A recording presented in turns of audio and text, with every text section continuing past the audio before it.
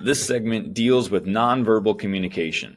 The four primary areas that we'll talk about here include our primary sign system for both offensive play calling and pitch selection and location. This system is called Never Miss a Sign and is an armband system that we'll get into in just a moment. We will also discuss our first and third calls, how we communicate our bunt coverages, and then just a couple of additional signals to be able to communicate from the dugout to the field.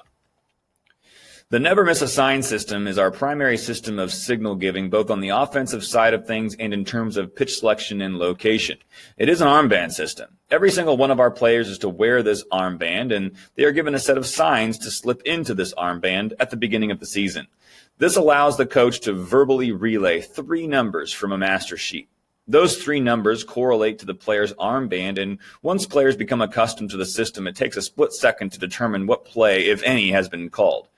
As you'll see in a moment, there are multiple rows and columns.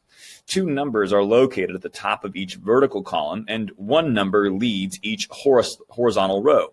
A coach will call out 3 numbers. The player will take the first 2 numbers and locate the correct column and work down to the correct row, indicated by the 3rd number in the sequence. To give you a better sense of how the system works, let's take a look at a sample card.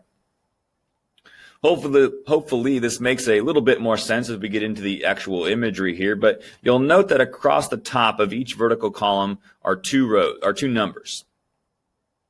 And then at the front of each horizontal row is a single number.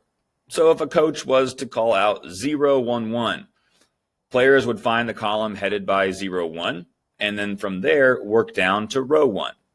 At this point, the player would see an ST, which is the abbreviation for steal, 011.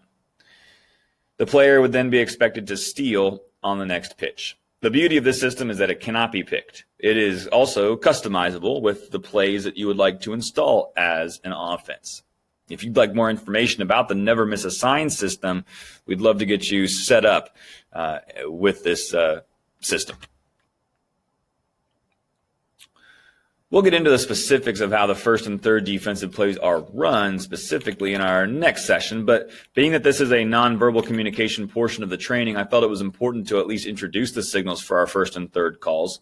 It is a series of body signs, and it's relayed from the coach to the catcher. The catcher will then come out in front of the plate, command the attention of his defense, and relay the call to them. And we typically go with the first touch. The first touch will indicate the play that has been called. Each play corresponds to a particular body touch. For instance, in a series of body touches in which there is a touch to the face mask, followed by a touch to the shoulder, to the head, to the chest, the only sign of significance would be the touch to the face mask, being that it was the first sign.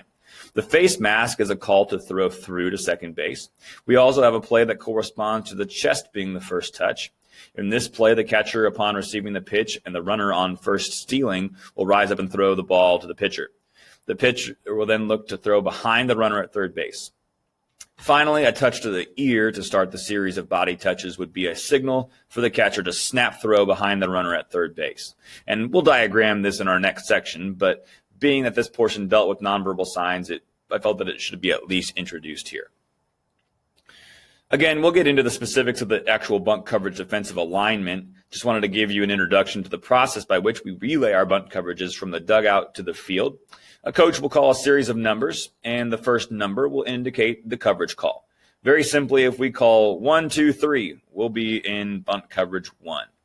If we call 40, 23, we'll be in bunt coverage 4, being that it was a 4, 0, 2, 3. An important point to note here is that if a team decides to try and bunt for a hit and we're not in a communicated bunt coverage 1 will always be our default coverage. Again, we'll show more detailed on-field movements in our next section. We do have just a couple of random additional signals we will use as well. If a batter receives a hand to the chest from his coach, that is a signal to the batter in the box to take the pitch. We'll use this on a 3-0 count more than anything else.